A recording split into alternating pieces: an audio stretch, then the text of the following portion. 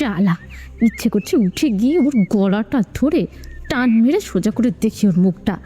ওর মুখ দেখার জন্য এতক্ষণ ধরে বসে আছি আমি। বাথরুমে গিয়েও আমি এতক্ষণ বসি না। পুলিশ না থাকলে ওর কেল্লা কেটে একেবারে মুন্ডুটা আমার সামনে রেখে দিতাম। মুখে বিরক্তি নিয়ে বলল নিশা। বস, রাগ খুব খারাপ জিনিস, কন্ট্রোল করুন বস, কন্ট্রোল। চন্দন মুখ গোমরা করে নিশার কানের কাছে ফিসফিস করে বলে, আচ্ছা চন্দন, তোর যখন ইয়ে পাবে তখন যদি আমি তোকে বলি বাথরুমে যাওয়া যাবে না, কন্ট্রোল চন্দন কন্ট্রোল, তুই পারবি? এই মুহূর্তে আমাদের মধ্যে হাজির হয়েছে আজকের অনুষ্ঠানের প্রধান অতিথি ইন্সপেক্টর আব্রাহাম ক্রুশ, যিনি বিদেশ থেকে লেখাপড়া শেষ করে আবার মাতৃভূমিতে ফিরে এসেছেন দেশের সেবা করতে। আজ আমরা তার জীবনের সফলতার কাহিনী তার মুখ থেকেই শুনব। স্টেজের এক প্রান্ত থেকে ভেসে এলো মুজবির স্যারের বেসুরো গলা। নিশা আব্রাহামকে দেখার অনেক চেষ্টা করছে, কিন্তু তার সাথে থাকা পুলিশদের জন্য মুখটা দেখা যাচ্ছে না। আব্রাহাম স্টেজে উঠলেই নিশা দেখতে পেল সেই মুখ, কিন্তু কে এই? নিশা চিনতে পারছে না। এই কি সেই আব্রাহাম যে ছিল তার ছোটবেলার একমাত্র বন্ধু? এই কি সেই আব্রাহাম যার বাবা আমার বাবাকে খুন করেছিল, আমার মাকে ধর্ষণ করেছিল? নিশার মাথা ঘুরছে, রাগে গা জ্বলছে, মস্তিষ্কের ভেতরকার সব কিছু চলে গেছে সেই ভয়ঙ্কর অতীতে। আব্রাহামকে যখন মাইকের সামনে যাওয়ার জন্য অনুরোধ করা হলো, তখন সে সৌজন্যমূলক হাসি দিয়ে এগিয়ে গেল সেদিকে। নিশার নজর আব্রাহামের দিকে একদম বাজ পাখির মতো, পলক পড়ছে না চোখে। নিখুঁত দৃষ্টি দিয়ে চেহারা মেলানোর খেলায় মেতেছে সে মনে মনে। আব্রাহাম কিছু বলার আগেই তার চোখ পড়ল নিশার দিকে। সে হাতে একটা তুড়ি দিয়ে নিশার দিকে আঙ্গুল পয়েন্ট করল। হ্যাঁ ইউ, সাদা পাঞ্জাবি কালো লুঙ্গি মেয়ে বা ছেলে যাই হও না কেন, ওখান থেকে উঠে পিছনে গিয়ে দাঁড়াও। নিশা তাকিয়ে আছে। শুধু নিশা নয়, অনুষ্ঠানে থাকা প্রিন্সিপাল থেকে শুরু করে গার্ডিয়ান পর্যন্ত আব্রাহামের দিকে তাকানো। আব্রাহাম নিজেও জানে না সে কত বড় ভুল করে ফেলেছে। সবাই নিশার প্রতিক্রিয়া দেখার জন্য অপেক্ষা করছে। পুরো এলাকা নীরব হয়ে গেছে। নিঃশ্বাসের শব্দ ছাড়া আর কিছুই নেই। নিশার সাথে থাকা ছেলেগুলো রাগে ফুঁসছে। চন্দন উঠে কিছু বলতে যাবে, তখনই নিশি তাকে থামিয়ে দেয়। সবার ধারণা ছিল নিশা এক চুলো নড়বে না, কিন্তু সবাইকে অবাক করে দিয়ে নিশা উঠে দাঁড়িয়ে সেই আসন ছেড়ে দেয়। আব্রাহাম তখন পিছনে দাঁড়িয়ে থাকা একজন শিক্ষার্থীকে সেখানে এসে বসতে বলে, কিন্তু সে আসে না। নিশা সোজা হেঁটে গিয়ে স্টেজে উঠে আব্রাহামের জন্য যেই চেয়ারটা সাজানো ছিল সেখানে গিয়ে পায়ের উপর পা তুলে বসে। আব্রাহামের চোখ মুখ রাগে লাল হয়ে গেছে। এতগুলো মানুষের ভেতরে ডেকে এনে অপমান এই অসভ্য মেয়েকে আজ সে উচিত শিক্ষা দেবে। ভদ্রতা কাকে বলে আজ সে তাকে শেখাবে। নিশার নজর এখনও আব্রাহামের দিকে। নিশার এমন বেশরম তাকানো দেখে আব্রাহামের আরও রাগ হলো। হাত থেকে মাইকটা দূরে ছুঁড়ে মেরে সোজা এসে নিশার পাঞ্জাবির কলার ধরে সে তাকে চেয়ার থেকে টেনে তুলল। নিশার সাথে থাকা ছেলেরা গর্জে উঠল, কিন্তু নিশা আবারও তাদের হাত দিয়ে মানা করে। আব্রাহাম এক হাত দিয়ে নিশার কলার ধরে অন্য হাত দিয়ে তাকে থাপ্পড় মারতে যেতেই নিশা আব্রাহামের হাত ধরে ফেলে। আব্রাহাম অবাক হয়ে তাকিয়ে আছে। একটা মেয়ের গায়ে কিভাবে এত শক্তি থাকতে পারে এটা ভেবেই অবাক হচ্ছে। নিশা আব্রাহামের হাতের যেই অংশটা ধরেছে সেখানে অনেক ব্যথা করছে, মনে হচ্ছে রক্ত জমে যাচ্ছে। আব্রাহাম নিশার কলার ছেড়ে দিল, কিন্তু নিশা আব্রাহামের হাত ছাড়ছে না। আরে স্যার, একটা পুরুষ হয়ে অবলা নারীর গায়ে হাত তুলছেন, লজ্জা করে না? আপনি নারী? কেন, আমাকে দেখে কি মনে হচ্ছে? আছেন তো লুঙ্গি পরে, এটা কি নারীর পোশাক? ও শিট, ভুল করে পড়ে চলে এসেছি হয়তো, কিন্তু পোশাকের কথা না হয় বাদ দিলাম। আমার সফটওয়্যার কিন্তু মেয়েদেরই, সেখানে কোনো ভেজাল নেই স্যার, দেখবেন নাকি? বলে আব্রাহাম আবারও তাকে মারতে গেলে এবার নিশা উল্টো তার নাক বরাবর একটা ঘুষি মারে। সাথে সাথে সেখান দিয়ে ফিনকি দিয়ে রক্ত বের হয়ে যায়। এতক্ষণ আব্রাহামের সাথে থাকা পুলিশগুলো তার কথায় চুপচাপ দাঁড়িয়েছিল, কিন্তু এবার তারা আব্রাহামের আদেশের জন্য অপেক্ষা করল না। তারা নিশির দিকে তেড়ে আসলে নিশিও তার ছেলেদেরকে ইশারা করে তাদেরকে মারার জন্য। মুহূর্তের মধ্যেই সাজানো গোছানো পরিবেশটা বিশৃঙ্খলায় পরিণত হয়। পরিস্থিতি বুঝে গার্ডিয়ানরা তাদের ছেলেমেয়ে নিয়ে চলে যায়। কিছুক্ষণ পর পুলিশ সহ আব্রাহাম মাটিতে শুয়ে আছে। নিশির সঙ্গীদের তুলনায় পুলিশের সংখ্যা ছিল খুবই কম। নিশি ঘাড়ে রাখা সানগ্লাসটা খুলে চোখে দেয়। আব্রাহাম ক্রুশের জীবনের সফলতার কাহিনী অনেক আছে, কিন্তু স্যাড স্টোরি একটাও নাই। তাই আজ তার উপর করুণা করে বিনামূল্যে তার জীবনে একটা স্যাড স্টোরি বানিয়ে দিলাম বলেই একটা সিগারেট ধরিয়ে হাঁটা শুরু করলো নিশা। নিশার কথা শুনে চন্দন, বাঁধন সহ তার সাথে থাকা সবাই ফিক করে হেসে দিল। এখন কোথায় যাবেন বস? একটু পরে আমাদের থানা থেকে ডাক আসবে, তার আগে অন্য একটা কাজ সারতে হবে, চল। নিশা চলে যাওয়ার সাথে সাথে স্টেজের পেছনে লুকিয়ে থাকা প্রিন্সিপাল আর বাকি টিচাররা বার হয়ে এসে আব্রাহাম আর বাকি পুলিশদের ধরাধরি করে হাসপাতালে নিয়ে গেলেন। নিশা বাজারের ভেতরে গেল। পা রাখতেই কানে এলো ফরিদ চাচার দরদাম করার আওয়াজ। চিৎকার করে নিজের মাছের গুণগান গাইছে, ক্রেতাদের আকর্ষণ করার চেষ্টা করছেন। একদম বেছে নেন, তাজা মাছ, নদী থেকে সদ্য ধরা। নিশা বিরক্তি নিয়ে, ওই পুরো ঢ্যামনা, মাছ বিক্রি করছো নাকি নাটকের মহড়া দিচ্ছ? তোমার চিৎকার শুনে মাছগুলো লজ্জায় আবার নদীতে ঝাঁপ দিতে চাইবে। বুড়োর গলার জোর দেখছেন? মনে হচ্ছে মাছ না, পুরো বাজারটাই বিক্রি করে দিবে। বস বলেন তো, ওর দোকানে উপরে ফেলে সব মাছ নিয়ে আসি। দ্বিতীয়বারের মতো চন্দনের গালে আবার থাপ্পড় পড়ল। শালা, ফ্রি খাইতে খাইতে জিহবা বড় হইয়া গেছে। নিশা মাগনা খায় না। ফাও কথা বলবি তো তোকে এইবার কোরবানিতেই কোরবানি দিয়ে দেবো। পাশে থাকা সবাই সজোরে হেসে দেয়। চন্দনের মুখ ছোট হয়ে যায়, গালে হাত বোলাতে বোলাতে বলে, আচ্ছা। বাজারে হাঁটতে হাঁটতে নিশা একের পর এক জিনিস কিনছে। মাংস, চাল, ডাল, তেল, পেঁয়াজ, আদা, রসুন। বস, এত বাজার দিয়ে কি হবে? বাড়িতে কোনো অনুষ্ঠান আছে নাকি? বাজারের সাথে আমার পুরনো প্রেম, দেখা হইলেই টাকা খরচ করতে ইচ্ছা করে। নিশাকে অনেক পরিমাণে ডাল কিনতে দেখে চন্দন আবারও জিজ্ঞেস করে। এটা চন্দনের পুরনো অভ্যাস, কোনো কিছু নিয়ে কৌতূহল হলে তা না জেনে থামবে না। বলুন না বস, এত বাজার দিয়ে কি হবে? বাড়িতে একটা হাতি পুষি, ওর ডায়েট চার্ট মেনে চলতে হয়। বাঁধন আর চন্দন একে অপরের মুখের দিকে তাকায়। এত বাজারের রহস্য কিছুতেই বুঝতে পারে না। কিন্তু বাজার শেষ করে নিশা ভারী ভারী সব ব্যাগ সবার হাতে দিয়ে তার পিছন পিছন আসতে বলে। মাথার উপর চড়া রোদ, নিশা ঘেমে একাকার, মাথা নিচু করে লুঙ্গির প্রান্ত দিয়ে বারবার কপাল মুখ মুছে চলেছে। হাঁটতে হাঁটতে নিশা এসে থামলো একটা এতিমখানার সামনে। এসেই জোরে একটা ডাক দিল, কিরে সোনা পাখির আন্ডা বাচ্চা, কই সব? নিশার এক ডাকি এতিমখানার বাচ্চারা দৌড়ে বেরিয়ে এসে নিশাকে জড়িয়ে ধরে। ইন্সপেক্টর আব্রাহাম ক্রুশ একটা মেয়ের হাতে মার খেয়ে হাসপাতালে ভর্তি হয়েছে। পুরো এলাকায় ছড়িয়ে গেছে নিশা এলাকায় আসা নতুন ইন্সপেক্টরকে মেরে হাসপাতালে পাঠিয়েছে। হাসপাতালের বেডে শুয়ে এমন একটা খবর শুনে আব্রাহাম হাত থেকে স্যালাইনের সুচটা এক টান দিয়ে খুলে ফেলে দিল। রাগে তার মগজের ভিতর আগ্নেয়গিরির অগ্নি উৎপাত শুরু হয়ে গেছে, শরীর কাঁপছে। ওই বেয়াদব মেয়েকে আমি ছাড়বো না। একটা মেয়ে মানুষের গায়ে হাত দেবো আমি পছন্দ করি না, তাই ওকে ছেড়ে দিয়েছিলাম, কিন্তু ও আমার রেপুটেশন খারাপ করে দিয়েছে। কে আছো বাইরে? এদিকে এসো। বাইরে থেকে একজন পুলিশ দৌড়ে এলো। বলুন স্যার। ওই বেয়াদব মেয়ের নাম থেকে শুরু করে অল ডিটেলস আমার চাই, একদিনের মধ্যেই। Clear? Okay sir. I will kill you বলেই আব্রাহাম বেডের উপর জোরে একটা ঘুষি দিল।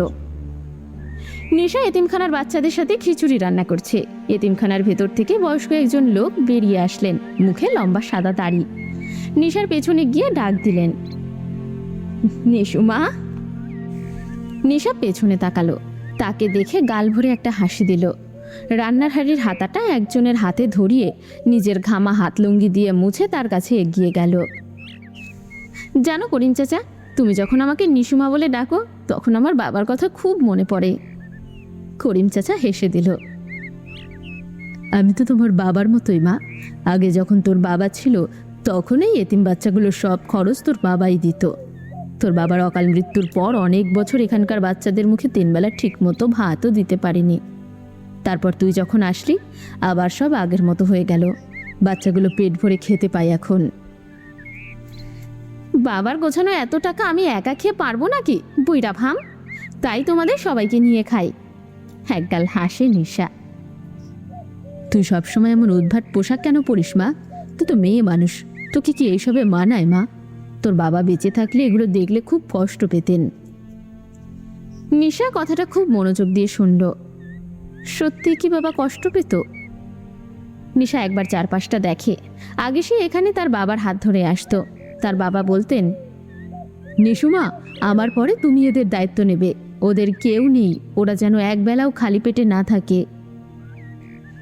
আচ্ছা চাচা থাকো, সবাইকে দেখো। চন্দন আর বাঁধন বাচ্চাদের সাথে খেলা করছিল। নিশা তাদেরকে বলে যায় যাতে সবার খাবার আগ পর্যন্ত এখানে থাকে।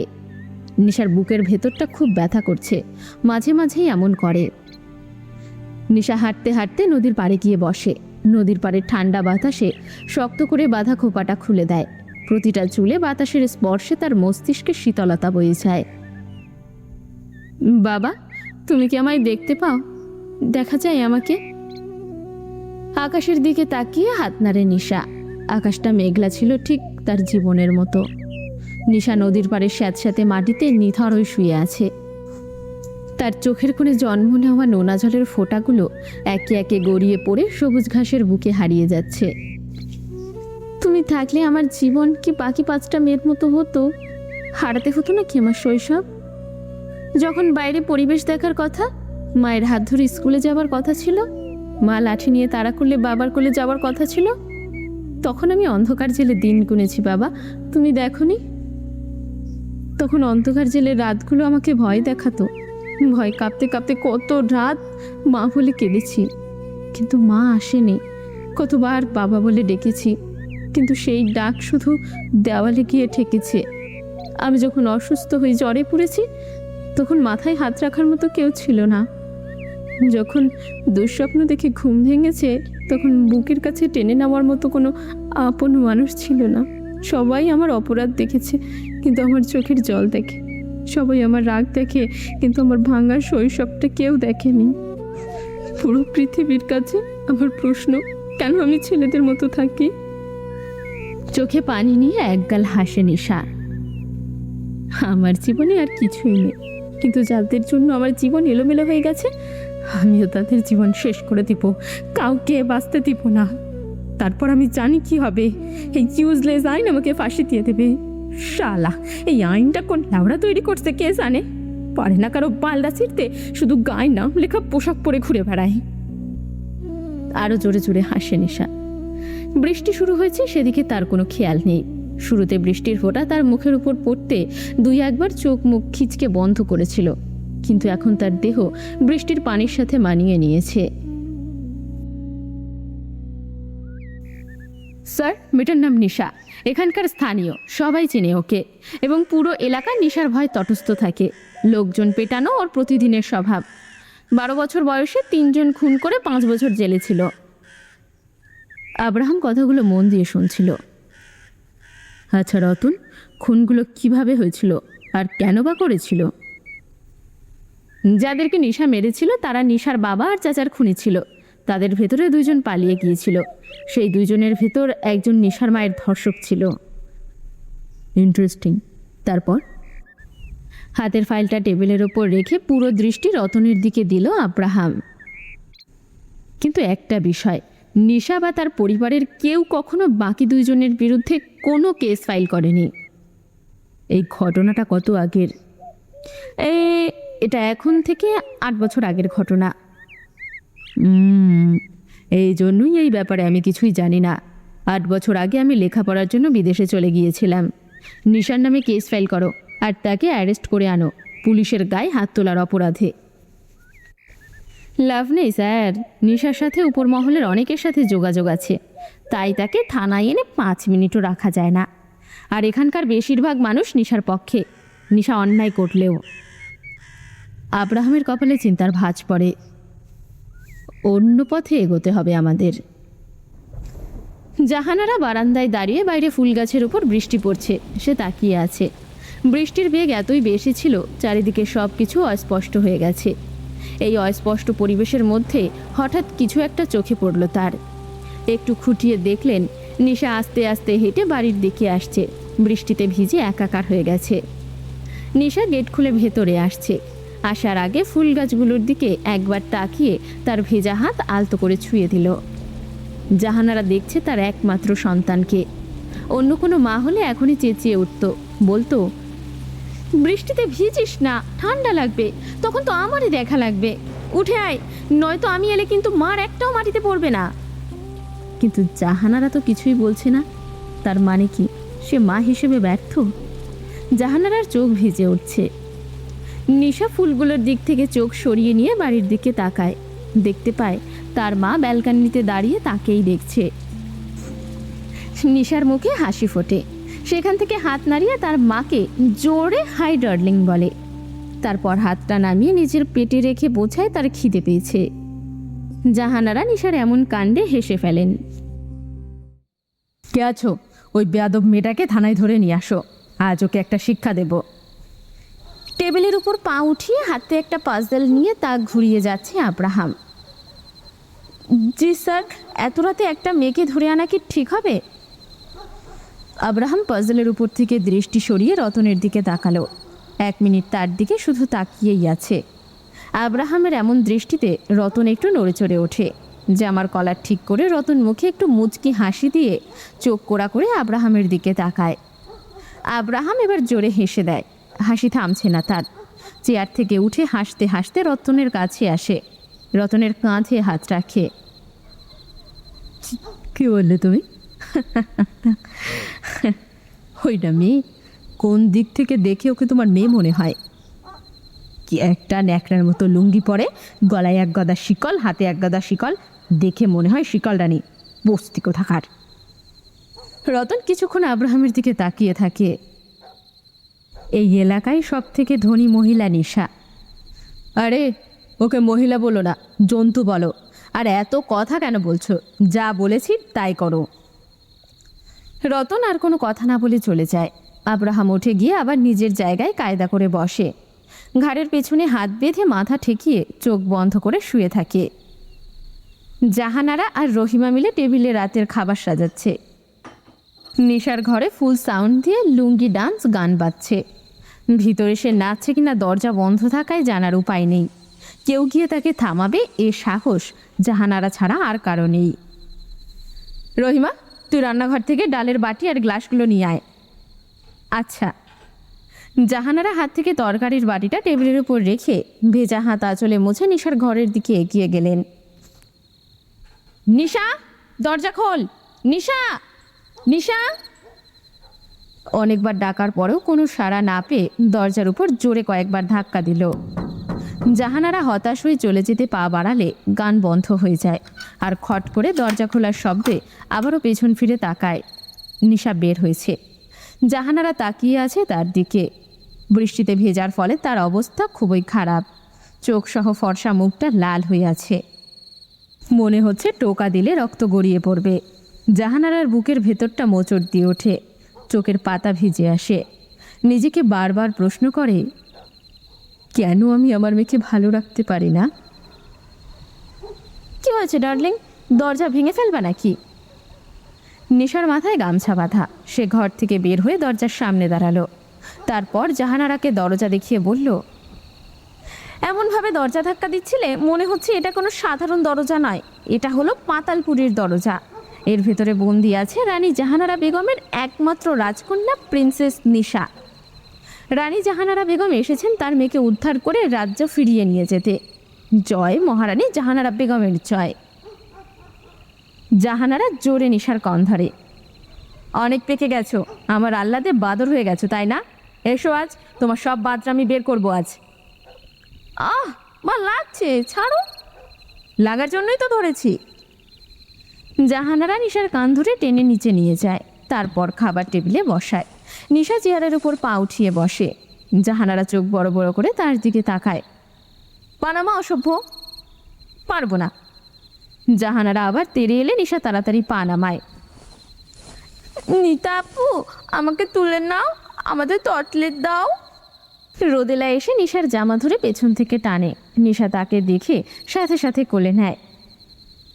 আরে আমার প্রিন্সেস যে, তুমি এখনো ঘুমাওনি কেন? আমি তোমার সাথে ঘুমাবো? আমার সাথে ঘুমালে তোমার মা তোমাকে বকা দিবে।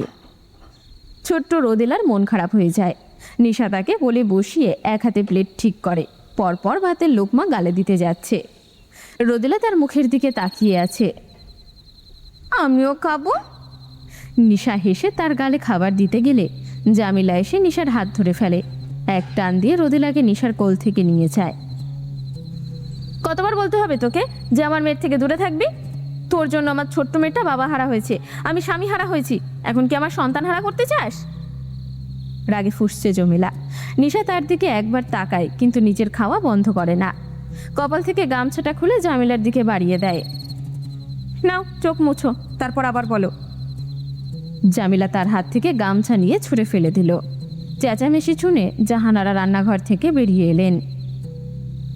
তুই সব সময় ওর সাথে এমন ব্যবহার করিস কেন জামিলা? জামিলা কোনো কথা না বলে মেয়েকে নিয়ে চলে গেল। বাইরে গাড়ির শব্দ শুনে নিশা জানালা দিয়ে এক পলক তাকিয়ে আবারও খাওয়ায় মনোযোগ দিল।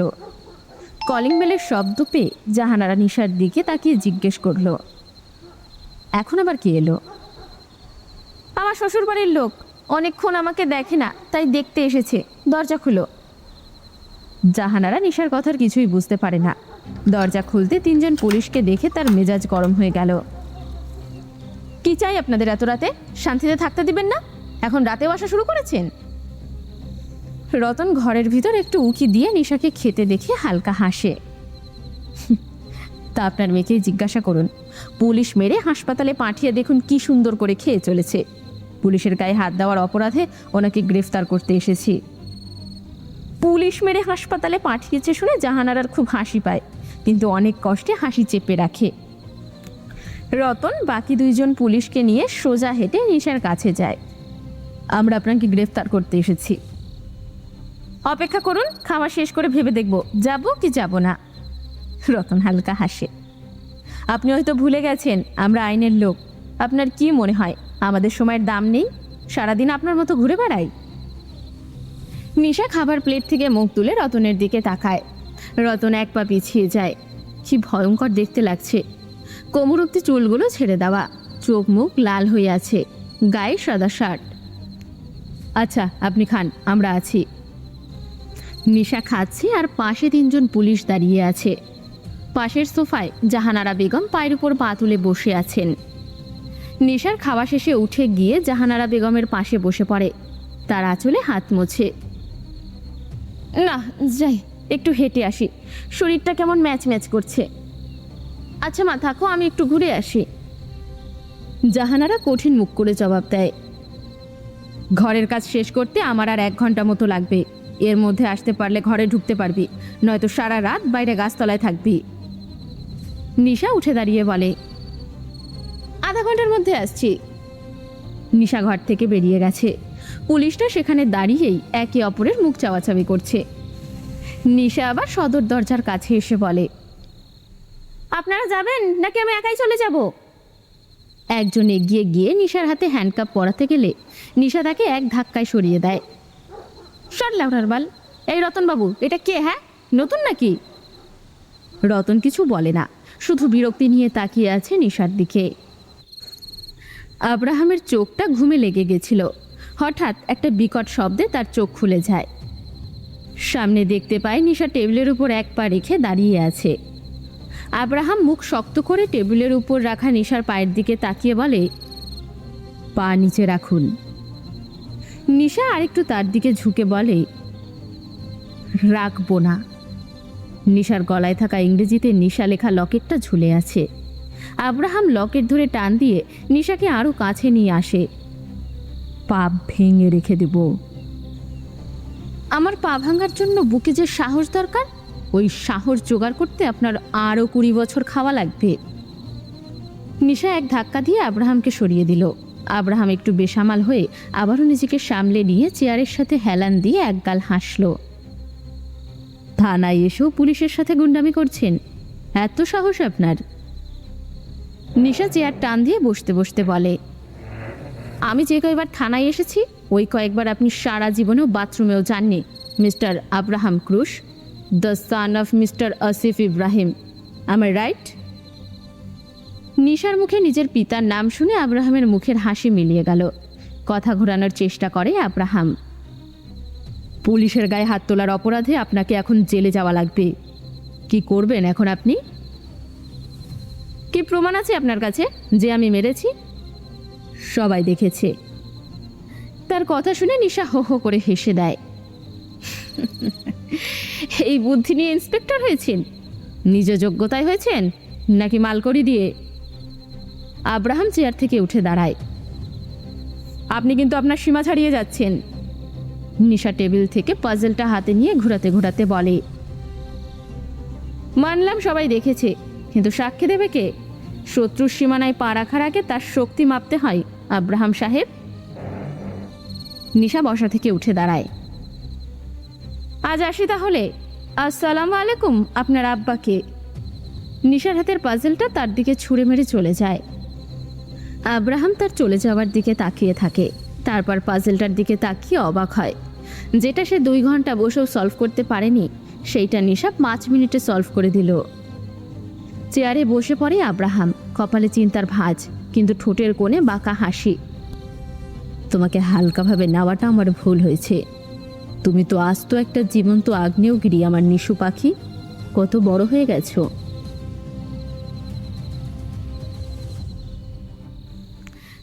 আব্রাহাম নিজের পকেট থেকে পুরাতন একটা পুতুল বের করে তাতে সযত্নে হাত বোলায়। আচ্ছা, সেই পুতুলটা কি এখনো তোমার কাছে আছে নাকি ফেলে দিয়েছ? অনেক জোরে হাসে আব্রাহাম। আশেপাশের কে তাকে দেখছে না দেখছে সেদিকে তার কোনো খেয়াল নেই। নিশা হেঁটে চলেছে। আজ শরীর চলছে না তার।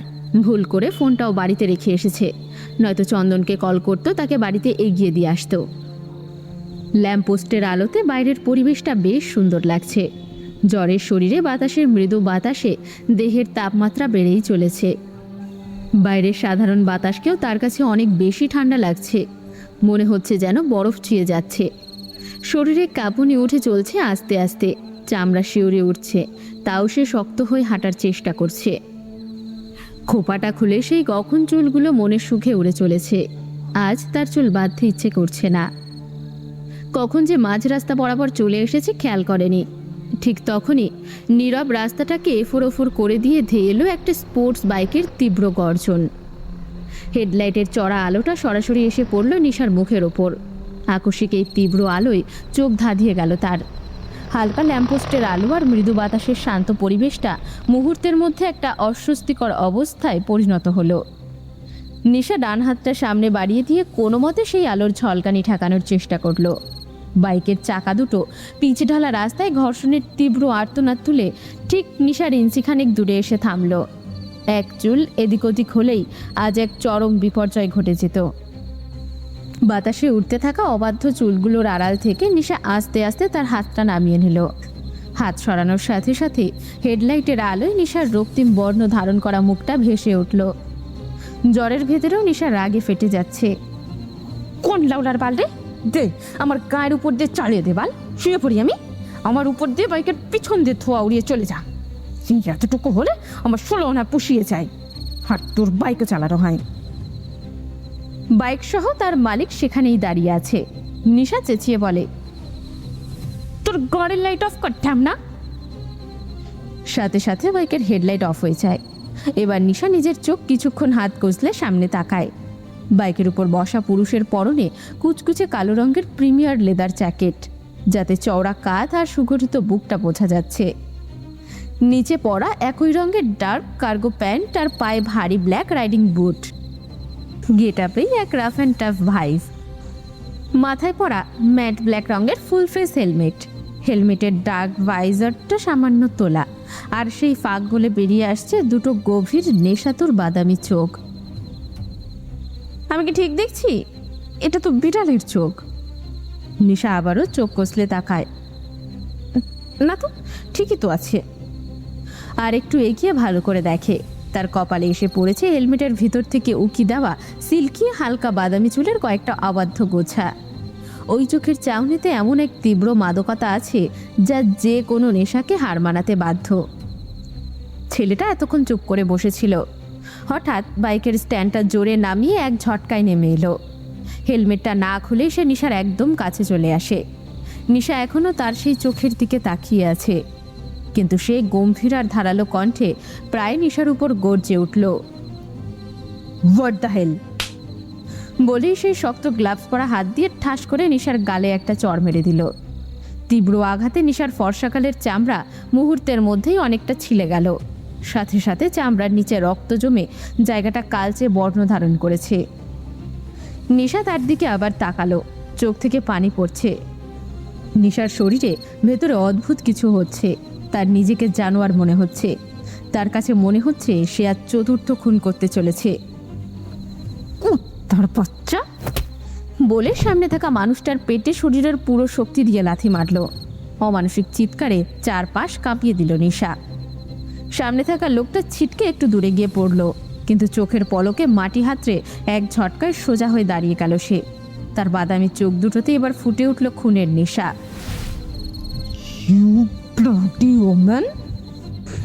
গর্জে উঠে রাইডার বাঘের মতো নিশার দিকে ধেয়ে এলো। শুরু হলো দুজনের ভেতর ভয়ঙ্কর মারপিট। মাঝ রাস্তায় ল্যাম্পপোস্টের আবছা আলোয় কেউ কাউকে এক চুল ছাড় দিতে রাজি নয়। সে এসে নিশার চুল চেপে ধরতে চাইল, কিন্তু নিশা ক্ষিপ্র গতিতে মাথা নিচু করে সেই শক্ত গ্লাভস পরার ডান হাতটা দুই হাতে ধরে নিজের হাঁটুর উপর আছাড় মারল। যন্ত্রণায় কুকিয়ে উঠলেও দমে গেল না। সে বাম হাতের কনুই দিয়ে নিশার চোয়ালে এক মারাত্মক গুঁতো মারল। আঘাতে নিশার মুখ থেকে রক্ত ছিটকে বের হলো, কিন্তু জ্বরের ঘরে থাকা নিশা এখন ব্যথাহীন এক রোবট। সে পাল্টা রাইডারের হেলমেটের ভাইজার ধরে টান মেরে তাকে মাটির দিকে ঝুঁকিয়ে দিল এবং নিজের মাথা দিয়ে রাইডারের হেলমেটের সজোরে ঢিল মারল। লোহার মতো শক্ত হেলমেটের আঘাতে নিশার কপাল কেটে রক্তে মুখ ভেসে গেল, কিন্তু সেই ধাক্কায় সেও থতমত খেয়ে কয়েক কদম পিছিয়ে গেল। হেলমেটে সেই শক্ত ফাইবারের গায়ে নিজের কপাল দিয়ে আঘাত করার পর তার মাথাটা তীব্র ঝাঁকুনি খেল। হেলমেটের ভেতরের তীব্র প্রতিঘাতে তার কপাল আর নাকের সংযোগস্থলে মারাত্মক চোট লাগলো। যন্ত্রণায় তার চোখ দুটো বুজে এলো, মুখ দিয়ে বেরিয়ে এলো এক ক্ষিপ্ত গর্জন। মাঝ রাস্তার তীব্র মারাপিটের পর দুজনই একে অপরের থেকে কয়েক কদম দূরত্বে গিয়ে দাঁড়ালো। নিশার কপাল বেয়ে নামা গরম রক্ত তার চোখের পাতা ভিজিয়ে দিচ্ছে। জ্বরের ঘোরে চারপাশের পৃথিবীটা দুলছে। ঠিক তখনই অন্যজন তার কাঁপতে থাকা হাত দুটো মাথায় তুলল। ক্ষোভ আর যন্ত্রণায় সে এক ঝটকায় লকটা খুলে তার ম্যাট ব্ল্যাক হেলমেটটা মাথা থেকে টেনে বের করে ছুঁড়ে মারল রাস্তার এক পাশে। হেলমেটটা সরে যেতেই ল্যাম্পপোস্টের হলদেটে আলোয় প্রকাশিত হলো এক অবিশ্বাস্য গ্রীব দেবতার মতো নিখুঁত সুন্দর মুখের। তীব্র মারাপিট আর হেলমেটের গুমোট গরমে তার সেই সিল্কি হালকা বাদামি চুলগুলো ঘামে ভিজে কপালে আর চোখের উপর লেপ্টে আছে। চোট পাওয়ার কারণে তার সুতীক্ষ্ণ নাকটা সামান্য লাল হয়ে উঠেছে। সেখান থেকে রক্ত গড়িয়ে পড়ছে সেই ধারালো নাকের নিচে পাতলা দুটো ঠোঁটের উপর, যা রাগে থরথর করে কাঁপছিল। চোয়ালের হাড় এতটাই তীক্ষ্ণ যেন কোনো দক্ষ ভাস্কর অনেক সময় নিয়ে যন্ত্রের সাথে তা কেটে কেটে তৈরি করেছে। রাগে এবং ক্লান্তিতে তার ফর্সা গায়ের রঙে একটা লালচে আভা ফুটে উঠেছে। নিশার চোখের সামনে তখন সব কিছু অন্ধকার হয়ে আসছে। সে আর সোজা দাঁড়িয়ে থাকতে পারছে না, পা দুটো ভেঙে আসছে। চোখের পাতায় জমাট বাঁধা রক্ত আর তীব্র জ্বরের ঘোরে তার চারপাশের সব কিছু তখন চরম ঝাপসা। সেই ঝাপসা দৃষ্টি আর আধবোঝা চোখ জোড়া দিয়েই নিশা দেখল সামনে দাঁড়িয়ে থাকা সেই দানবীয় সুন্দর পুরুষটিকে। হঠাৎ নিশার চোখ গেল পাশে থাকা আধা ভাঙা একটা ইটের দিকে। নিশা বসে পড়ল, যে কোনো সময় অজ্ঞান হয়ে যাবে। সে রাস্তার শক্ত পিচের উপর বসে পড়ল। কাপা কাপা হাতে সেই ইটের টুকরো উঠিয়ে সামনে থাকা লোকটার দিকে ছুঁড়ে মারল। তাতে তার কোথায় লেগেছে তা সে জানে না। নিশার সাথে সাথে অজ্ঞান হয়ে যায়। তখন তার কানে শুধু এক পুরুষালী কণ্ঠের আর্তনাদ কানে এসেছিল। সকালে জানালার ফাঁক দিয়ে আসা কড়া সূর্যের আলো সরাসরি নিশার চোখে পড়তেই তার ঘুম ভেঙে গেল। চোখের মনি দুটো কুঁচকে উঠল যন্ত্রণায়। মুখ দিয়ে শব্দ বের হয়, উফ। তার মাথাটা মনে হচ্ছে যেন কেউ শিলপাটা দিয়ে গুড়িয়ে দিচ্ছে। চোখ বন্ধ করে হাত বাড়িয়ে কপালটা ধরতেই অনুভব করলো সেখানে মোটা একটা ব্যান্ডেজ। চারিদিকে কিসের যেন একটা কড়া গন্ধ, ডিসইনফেক্টেন্ট আর ওষুধের। মনে মনে ভাবছে, আমি কি বেঁচে আছি? নিশা ধরফরিয়ে চোখ মেলল। সাদা দেওয়াল, মাথার ওপর ড্রিপ স্ট্যান্ডে ঝুলে থাকা স্যালাইনের ব্যাগ, আর তার পাশে চেয়ার টেনে পা তুলে বসে আছে চন্দন শেখ, তার সাথে বাঁধন সহ আরও 4-5 জন। নিশা আশেপাশে তাকিয়ে দেখে, না, তুই বেঁচে আছিস রে নিশা। নিশাকে নড়াচড়া করতে দেখে চন্দন তাড়াতাড়ি পা নামিয়ে সোজা হয়ে বসলো। চিন্তিত গলায় জিজ্ঞেস করলো, বস, আপনার জ্ঞান ফিরছে? রাতে আসলে কি হয়েছিল? এমন অবস্থায় কেন পড়েছিলেন রাস্তায়? আর আপনার গালের এই অবস্থা কে করলো? সকালে মিন্টু আপনাকে দেখতে পেয়ে আমাদের খবর দেয়। সেখানে কি আর কেউ ছিল? চন্দন জবাব দেয়, না। মা জানে? না। নিশা একদৃষ্টে সিলিংয়ের দিকে তাকিয়ে রইল। কপালে প্রচণ্ড ব্যথা করছে, কিন্তু চন্দনের প্রশ্নের উত্তরে সে তার দিকে তাকিয়ে একটা বাঁকা হাসি দিল। খুব শান্ত গলায় বলল, সবাই মন দিয়ে শোনো কি হয়েছিল। রাতে এক জিনের সাথে দেখা হয়েছিল। জিন বেটা বাইক নিয়ে ঘুরছিল। আমি ভাবলাম কোনো ভূত। তা ভূতকে কি এমনি ছাড়া যায়? শখ করে ওর হেলমেটটা নিজের কপালে দিয়ে গুঁতো মারলাম। ভাবলাম যদি শিং দুটো ভেঙে যায়। চন্দন আর তার দলবল হাঁ করে তাকিয়ে রইল। নিশা তাদের দিকে এক পলক তাকিয়ে আবার শুরু করলো, তবে জিনের জাত কি আর সহজে মরে? শয়তানটা গ্লাভস পরা হাতে এমন এক চড় মারলো যে আমার গালটা এখন পিৎজার বেস মনে হচ্ছে। বাঁধন, আয়না নিয়ে আয় তো। জিনের হাতের হাড়গুলো বড্ড বেশি শক্ত রে চন্দন। আমার তো নিজের পায়ের পাতাটাই ব্যথা হয়ে গেছে, কিন্তু আর একবার যদি ওই জিনটাকে পাই, খোদার কসম পৃথিবী থেকে গেট আউট করে দেব। বাঁধন নিজের ফোনের ক্যামেরাটা বার করে তার কাছে দেওয়ার সময় ফিসফিস করে বলল, বস, আপনি কি নেশা করেছিলেন? নিশা উত্তর না দিয়ে ফোনটা নিয়ে নিজের মুখটা দেখতে লাগলো। শালা কি কিউট আমি, মুখে রক্ত জমাটকৃত নায়িকার মতো লাগছে। এক ঝটকায় নিজের হাতে স্যালাইনের সুচটা টেনে খুলে ফেলল। রক্তের বিন্দু 1 ফোঁটা 2 ফোঁটা চাদরে পড়ল, কিন্তু তার ভ্রুক্ষেপ নেই। সে বেড থেকে নেমে উঠে দাঁড়ালো। ঠিক তখনই দৌড়ে এলো ডিউটি ডাক্তার। হাত উঁচিয়ে বাধা দিয়ে বললেন, আরে এটা কি করছেন? আপনার মাথায় সেলাই পড়েছে, প্রচুর রক্তক্ষরণ হয়েছে, আপনাকে 24 ঘন্টা অবজারভেশনে থাকতে হবে। নিশা ডাক্তারের দিকে চোখ গরম করে তাকালে ডাক্তার চুপ হয়ে গেল। নিশা নিজের চুলে হাত বুলিয়ে অবজ্ঞার হাসি দিয়ে বলল, ডাক্তার সাহেব, আপনার স্যালাইনে নাকি খালের পানি। কে জানে এতে আমার শরীরও শান্ত হবে না। আর তাছাড়া হসপিটালের এই বাঁশি গন্ধের চেয়ে ধুলোবালির গন্ধ অনেক ভালো। আপনার এই সূঁচ বসে আমার শরীরে সহ্য হচ্ছে না। এগুলো বরং আপনি লাগিয়ে বসে থাকুন, আমি চললাম। বিল যা হয় পাঠিয়ে দিব। ডাক্তার কিছু বলার আগেই নিশা চন্দনের কাঁধে হাত রেখে বেরিয়ে এলো করিডোর দিয়ে। চন্দনের মোটা দেহ থেকে প্রচুর ঘামের গন্ধ আসছে। নিশা নাক ধরল আর ইশারায় চন্দনকে সরে যেতে বলে। চন্দন একটু দূরে সরে দাঁড়ালো। নিশা নাক ছেড়ে জোরে জোরে শ্বাস নেয়। কিরে হাতি, গোসল করিস না কতদিন? শুধু গিলতে থাকলে হবে? গতর ধোয়াও তো লাগবে। বাঁধনের বাচ্চা, হ্যাংলার মতো দাঁড়িয়ে না থেকে আমায় ধর। বাঁধন ছুটে এসে নিশার হাত ধরে। চন্দন একটু লজ্জা পেয়ে বলে, আরে আপনি ভুল বুঝছেন, ওই একটু গরম তো, তাই আর কি। জোর করে হাসতে চেষ্টা করে চন্দন। এদিকে শহরের অন্য প্রান্তে অভ্র রায়হান নিজের ড্রয়িং রুমের সোফায় পায়ের উপর পা তুলে বসে আছে। কপালে আর নাকের উপর চওড়া সাদা ব্যান্ডেজ, চোয়ালের এক পাশে কালশিটে দাগ। তবে গতকাল রাতে তার সেই নিখুঁত চেহারাটার 12টা বাজিয়ে দিয়েছে নিশা।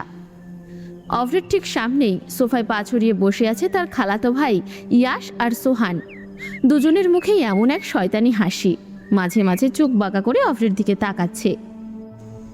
গতকাল রাতে তারা সবাই মিলে হাইওয়েতে একটা হেভি বাইক রেসে মেতেছিল, কিন্তু অভ্রের স্পিড সবসময়ই ধরাছোঁয়ার বাইরে।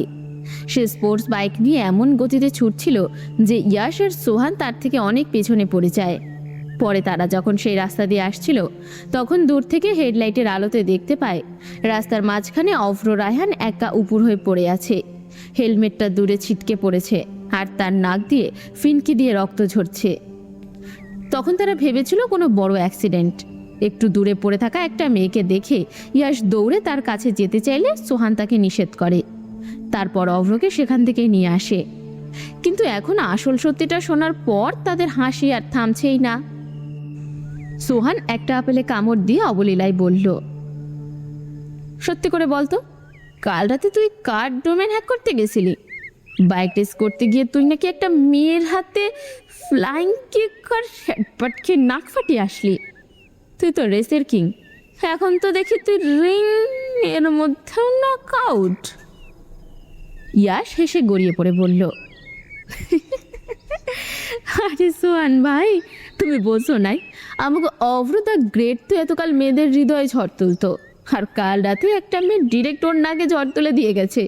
ভাই রে ভাই, মেয়েরা তোকে জাস্ট 1-to-1 ফাইট দিয়ে ধুলো চাটাই দিল, তাও আবার তোর হেলমেট পরা অবস্থায়। বন্ধুদের এই চরম পচনশীল কথা শুনে অভ্রের চোয়াল শক্ত হয়ে উঠল। কপালে ব্যান্ডেজের নিচ দিয়ে রগগুলো দপদপ করছে। হাতের মুঠো এতটাই শক্ত করে চেপে ধরেছে যে আঙ্গুলের দাগগুলো সাদা হয়ে আছে। সে তার সেই নেশাতুর বাদামি চোখ দুটো দিয়ে সোহেনের দিকে এমনভাবে তাকালো যেন এখনই ওকে জ্যান্ত পুড়িয়ে মারবে। গম্ভীর আর বরফ শীতল কণ্ঠে অভ্র বলল, মুখ বন্ধ কর তোরা, নয়তো এমন অবস্থা করবো যে এরপর থেকে আর কথা বলার অবস্থায় থাকবি না। আর হ্যাঁ, ওটা কোনো মেয়ে ছিল না, হাসতো একটা সাইকো ছিল। গায়ে কম হলেও 103 ডিগ্রি জ্বর ছিল, তাই নিয়ে মেয়ে মানুষ অমন জানোয়ারের মতো মারতে পারে আমার আইডিয়াও ছিল না। সোহান এবার আরও এক কাঠি বাড়িয়ে বলে, আহারে মতখোর, আমাদের অভ্ররায়ণ ভাই সাইকো গার্লের চর খেয়ে কাবু হয়ে গেছে। ভাবা যায়, তুই নাকি আবার ওকে আগে চর মেরেছিলি। তোকে তো উল্টে সালামি দেওয়া উচিত ছিল, তা না করে মেয়েটা তোকে ইচ্ছে মতো পেটালো। না, মানা গেল না, মেয়েটা ঠিক করেনি। ইয়াশ মাথা নেড়ে সায় দিয়ে বলল, শোন অভ্র, আমার মনে হয় মেয়েটার সাথে তোর আবার দেখা করা উচিত। থ্যাংক ইউ বলবি, কারণ তোর ওই খাড়া নাকটা বড্ড বেশি অহংকারী ছিল, ওটা একটু ভোঁতা হওয়া দরকার ছিল। তা ভাই, মেয়েটার নাম ঠিকানা কিছু জানিস, নাকি শুধু কিলঘুষি মাথা ফাটানোর স্মৃতিটুকু নিয়েই এলি? Get the hell out of here. Abhra আচমকা সোফা থেকে উঠে দাঁড়িয়ে সজোরে টেবিলটা একটা লাথি মারল। টেবিলে রাখা কাচের গ্লাসগুলো ঝনঝন করে কেঁপে উঠল। তার রাগ দেখে ইয়াশ আর সোহান মুখ চেপে হাসতে হাসতে ড্রয়িং রুম থেকে দৌড়ে পালালো। কিন্তু অভ্র আর বসতে পারল না। সে ঘরের মাঝখানে দাঁড়িয়ে হাত দিয়ে নিজের কপাল আর নাকের ব্যান্ডেজটা ছুঁয়ে দেখল। কাল রাতে সেই ঝাপসা হয়ে আসা চাউনি, বাতাসে ওরা চুল আর বাঘিনীর মতো হিংস্র মেয়েটার চেহারাটা তার মস্তিষ্কে বারবার ভেসে উঠল।